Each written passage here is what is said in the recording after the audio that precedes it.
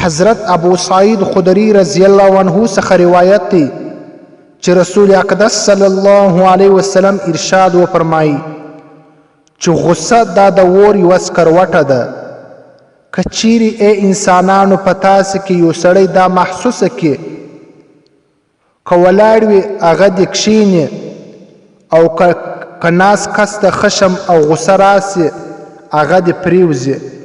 عزتمندو مسلمانانو، غصه دا هر انسان لري، د بعض د زیاته ده، د بعض د کمه وي.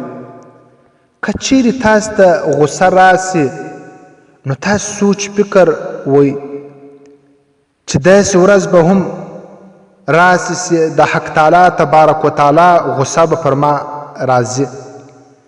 یقینا هغه به حق تعالی تبارک وتعالی به ما معافوي.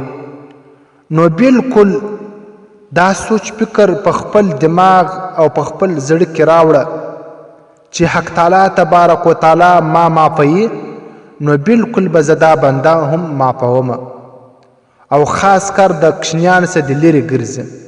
که چیرې خشم او غصه انسان ته راسي، کشنی دې په هغه ساعت کې نه وایي چې هر کله د ده غصه ټنډه سوله د هغه څخه بعد بیا مناسبه سزا کشني ته ورکوي.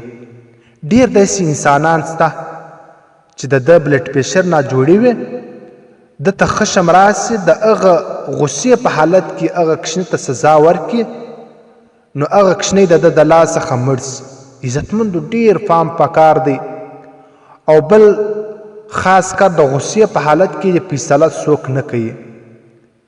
که په کور کې وي، که په بار کې وي، که په کاروبار کې وي، د غصې په حالت کې د انسان فیصله نه کوي چې هر کله د ده غصه ټنډه سوله په ښه سوچ او په ښه فکر دی بیا هغه فیصله کوي.